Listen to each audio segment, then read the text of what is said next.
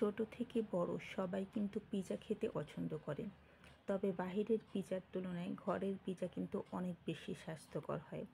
আজকে আমি ঘরে থাকা একদম সাধারণ উপকরণ দিয়ে পিৎজা তৈরি করে নিব। এখানে পিৎজা তৈরি করার জন্য আমি গরম দুধ নিয়ে নিয়েছি। তাতে চিনি দিয়ে দিলাম এবং তারপরে ইস্ট দিয়ে দিলাম। চিনি, ইস্ট দুধের সাথে একটু মিলিয়ে 15 থেকে 20 মিনিটের জন্য একটু ঢেকে রেখে দিব। এরপরে আমি 3 কাপের মতো ময়দা নিয়ে নিয়েছি এবং তাতে লবণ দিয়ে দিলাম। লবণ দিয়ে ভালোভাবে ময়দার সাথে একটু মিশিয়ে নিচ্ছি। এরপরে আমি যে দুধটা রেখে দিয়েছিলাম ঢেকে, সেই দুধটা দিয়ে একটা ডো তৈরি করে নিব। এক্ষেত্রে যদি আপনাদের পানির প্রয়োজন হয় এই দুধ দেওয়ার পরও, সেখানে আপনারা পানি ব্যবহার করতে পারবেন। তবে পানিটা অবশ্যই কুসুম গরম হতে হবে, বাসায় থাকা একদম ঠান্ডা পানি দিয়ে দেওয়া যাবে না। এই ডোটা তৈরি করতে আমার প্রায় 10 থেকে 12 মিনিটের মতো সময় লেগে গিয়েছিল। এখন কিন্তু ডোটা একদমই হয়ে গিয়েছে। তো আমি ডোটাকে হাত দিয়ে এভাবে করে মুড়িয়ে মুড়িয়ে গোল করে নিচ্ছি এবং তারপরে এর উপর একটু তেল লাগিয়ে দিব এবং 1 ঘন্টার জন্য রেস্টে রেখে দিব। আপনারা আধা ঘন্টা, 1 ঘন্টা বা তার চেয়ে বেশি সময় এটাকে রেস্টে রেখে দিতে পারেন। এরপরে আমি ক্যাপসিকাম কেটে নিব। বড় একটা ক্যাপসিকাম ছিল, তো আমি ভাবলাম যে ক্যাপসিকামটা কেটে কিছুটা ফ্রিজে রেখে দিব আর বাদবাকি দিয়ে পিৎজা তৈরি করে নিব। কারণ এত বড় ক্যাপসিকাম তো আর পিৎজা তৈরি করতে লাগবে না। আমি এখানে অনেকগুলো ক্যাপসিকাম কেটে নিয়েছি। এরপরে এরকম একটা বক্সে করে আমি ডিপ ফ্রিজে রেখে দিব, যাতে অনেক দিন ভালো থাকে। কারণ নর্মালে রাখলে তো আর 5-6 দিনের বেশি ভালো থাকবে না। তো আপনারা চাইলে ক্যাপসিকাম যদি বেশি হয়ে যায়, এভাবে করে ডিপ ফ্রিজে রেখে দিলে কিন্তু প্রায় 1 মাসের মতো ভালো থাকে। আর একটু টমেটো আমি কেটে নিয়েছি। আর এখানে আমি অল্প একটু চিকেন নিয়ে নিয়েছি, তাতে লবণ, সয়া সস, তারপর আদা রসুন এবং পেঁয়াজ বাটা একসাথে মিক্সড করা ছিল, সেটাও দিয়ে দিলাম। মরিচের গুঁড়া, ধনিয়ার গুঁড়া এবং একটু জিরার গুঁড়াও দিয়ে দিতে হবে।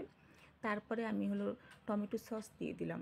ভালো মতো মিশিয়ে নিলাম এবং 15 থেকে 20 মিনিটের জন্য একটু ম্যারিনেট করে রেখে দিয়েছিলাম। তারপরে আমি চিকেনগুলোকে ভেজে নিব। চিকেনগুলো ভেজে নিতে 10 থেকে 12 মিনিটের মতো আমার সময় লেগে গিয়েছিল। এভাবে ম্যারিনেট করে চিকেনটা রেখে দেওয়ার পরে যদি ভেজে নেওয়া যায়, চিকেনটা খেতে অনেক বেশি ভালো লাগে। এপাশে কিন্তু ডোটাও রেডি হয়ে গিয়েছে, 1 ঘন্টা পার হয়ে গিয়েছে প্রায়। এখন ডোটা আর একটু মথে নিব এবং তারপর একটা ফ্রাই প্যানের ভিতরে আমি ডোটা চেপে চেপে একটা রুটির মতো করে নেব। আমি একটা ফ্রাই প্যান নিয়ে নিয়েছি এবং তাতে আমি ডোটা পুরোটা দিয়ে দিলাম। এটা আসলে 2টা পিৎজা বানানোর জন্য এই ডোটা আমি করেছিলাম। পরে আমার আর 2টো পিৎজা বানাতে ইচ্ছা করেনি। পরে ভাবলাম যে একটাই তৈরি করে নিই, একটু মোটা করে নিই। এখানে কাঁটা চামচ দিয়ে আমি একটু ছিদ্র ছিদ্র করে নিয়েছি, যাতে পিৎজাটা ফুলে না যায়, মানে পিৎজার রুটিটা বেশি ফুলে না যায় এ কারণে। আর তারপরে আমি টমেটো সস দিয়ে দিলাম। এরপরে আমি অল্প চিজ দিয়ে দিব। তারপরে দিয়ে দিব এর ভিতরে ক্যাপসিকাম, তারপরে টমেটো দিয়ে দিব এবং তারপরে একটু পেঁয়াজ দিয়ে দিব। আর তারপরে লাস্টে একদম আমি যে চিকেনগুলো ভেজে রেখেছি সেই চিকেনগুলো দিয়ে দিব। তার উপরে আবারও চিজ দিয়ে দিব। তো এভাবেই ধাপে ধাপে আমি সব জিনিসগুলো দিয়ে যাব।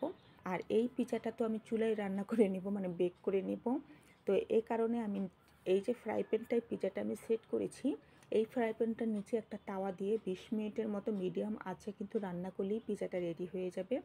আমি আর চুলায় এটা রান্না করাটা আমি দেখালাম না, আমি একসাথে পিৎজাটা হয়ে গেলে আপনাদেরকে দেখিয়ে দিচ্ছি। সব কিছু একে একে দেওয়া হয়ে গিয়েছে। উপর থেকে আরও একটু চিজ দিয়ে দিলাম। চিজের পরিমাণটা আমি একটু কম দিয়েছি। আমার মেয়ে বেশি চিজ হলে সে খেতে স্বাচ্ছন্দ্য বোধ করে না, এই কারণেই। তবে এখানে যে ফুটোটা ছিল সেটা আমি কাগজ দিয়ে বন্ধ করে দিয়েছি।